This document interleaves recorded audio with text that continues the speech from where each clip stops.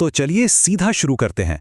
आज के इस खास विश्लेषण में हम भारत के जाने माने बिग बुल यानी राकेश झुनझुनवाला के सफर और उनकी अनोखी सोच को थोड़ा गहराई से समझने वाले हैं। देखिए, ये कोई आम शेयर बाजार की कहानी नहीं है।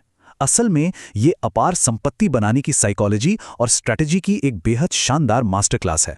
जी हाँ, सिर्फ 5,000 रुपये। जरा सोचिए, 1985 में बस यही उनकी शुरुआती पूंजी थी।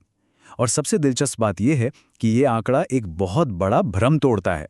अक्सर हमें लगता है ना कि करोड़ों कमाने के लिए शुरुआत भी करोड़ों से ही करनी पड़ती है, लेकिन ये उदाहरण साफ साबित करता है कि किसी भी बड़ी वित्तीय सफलता की शुरुआत एक भारी भरकम बैंक बैलेंस से नहीं, बल्कि सही ज्ञान और खुद पर आपके अटूट विश्वास से होती है। आज हम इस पूरी चर्चा को 4 अहम हिस्सों में समझेंगे। सबसे पहले हम बात करेंगे सफल निवेश की शुरुआत पर, फिर हम देखेंगे बाजार, हमारी रिसर्च और भावनाओं के खेल को। तीसरे हिस्से में धैर्य और कंपाउंडिंग के जादू को समझेंगे और आखिर में बात करेंगे जीवन और पैसों के बीच एक सही संतुलन बनाने की। तो आइए बिना किसी देरी के अपने पहले हिस्से की ओर बढ़ते हैं, सफल निवेश की शुरुआत। माइंडसेट सही हो तो छोटे कदम भी बहुत बड़ा असर दिखाते हैं। आपको पता है, निवेश की दुनिया में सबसे बड़ी रुकावट क्या है? वो है शुरुआत ही ना करना। बहुत से लोग अपनी पूरी जिंदगी बस एकदम परफेक्ट समय या परफेक्ट वित्तीय स्थिति का इंतजार करते रह जाते हैं। अब यहाँ पर ना 2 अलग अलग तरह की मानसिकताएं काम करती हैं। एक तरफ है एक पुअर माइंडसेट जो बस यही कहता रहता है कि भाई रिस्क मत लो, और दूसरी तरफ है एक रिच माइंडसेट जो कहता है कैलकुलेटेड रिस्क लो। एक बात बिल्कुल साफ है, बिना कैलकुलेटेड रिस्क लिए वेल्थ क्रिएट करना या जिंदगी में ग्रो करना पूरी तरह से असंभव है। चाहे आपको कोई नया बिजनेस शुरू करना हो या कहीं निवेश करना हो, थोड़ी बहुत अनिश्चितता तो आपको अपनानी ही पड़ेगी। राकेश जी की एक बहुत ही कमाल की बात है, अपॉर्चुनिटीज हमेशा रहेंगी। ये एक बेहद आशावादी और गहरी सोच है। एक इन्वेस्टर के तौर पर यह समझना बहुत जरूरी है कि मार्केट ना मौकों का एक कभी न रुकने वाला झरना है।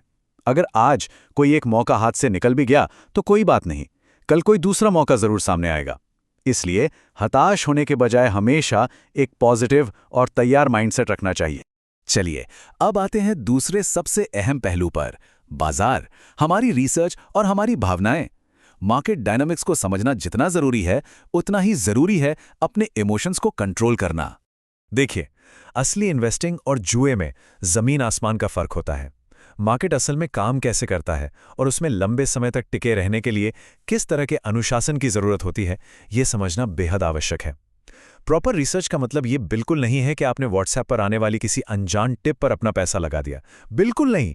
ये किसी भी कंपनी के कोर फंडामेंटल्स को खंगालने की कड़ी मेहनत है। आपको ये समझना होगा कि कंपनी का बिजनेस मॉडल क्या है, उनका मैनेजमेंट कैसा है, भविष्य में ग्रोथ की क्या संभावनाएं हैं और उनकी फाइनेंशियल स्थिति कितनी मजबूत है। बिना इन सब बातों को जाने बाजार में पैसा लगाना सच कहूं तो सिर्फ एक जुआ है। अब जरा इस आम लेकिन खतरनाक साइकिल को समझिए। बाजार में अक्सर लोगों का एक बहुत ही खतरनाक इमोशनल पैटर्न देखने को मिलता है। जब मार्केट तेजी से ऊपर भाग रहा होता है तो लोग लालच में आकर बहुत ऊंची और गलत कीमत पर खरीदारी कर लेते हैं, और फिर जब मार्केट नीचे गिरने लगता है तो वही लोग डर के मारे पैनिक करते हैं और अपना नुकसान करवाकर सब कुछ बेच डालते हैं। लालच और डर, यकीन मानिए यही 2 भावनाएं मार्केट में सबसे ज्यादा आर्थिक तबाही का कारण बनती हैं। तो फिर इस तबाही से बचने का सही उपाय क्या है? नियम एकदम सीधा है। सफल इन्वेस्टर्स अपने फैसले हमेशा लॉजिक की बुनियाद पर लेते हैं, भावनाओं में बहकर नहीं। वो अच्छी तरह जानते हैं कि भीड़ हमेशा सही दिशा में नहीं जाती।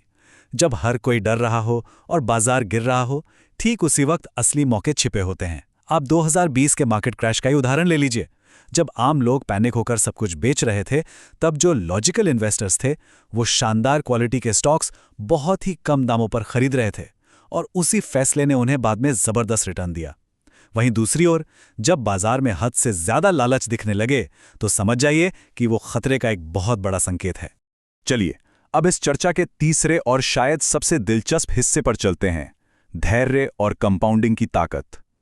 ये असल में वेल्थ क्रिएट करने का पूरा विज्ञान है।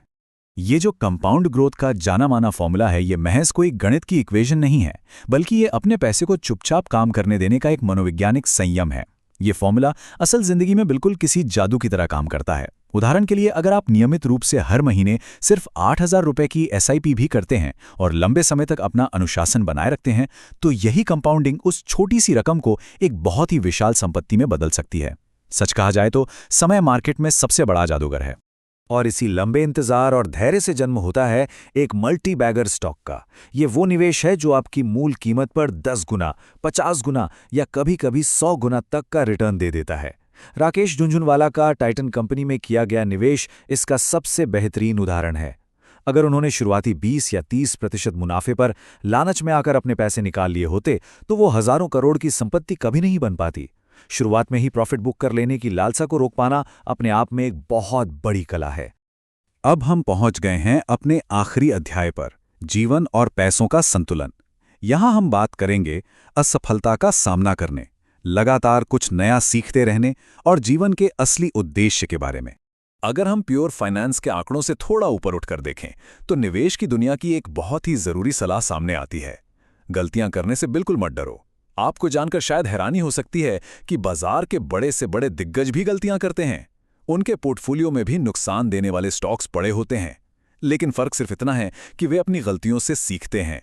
वो इमोशनल होकर मार्केट से भाग नहीं जाते, क्योंकि वो जानते हैं कि उनका चुना हुआ एक सही मल्टी बैगर स्टॉक उनकी सारी पिछली गलतियों की भरपाई बड़ी आसानी से कर देगा।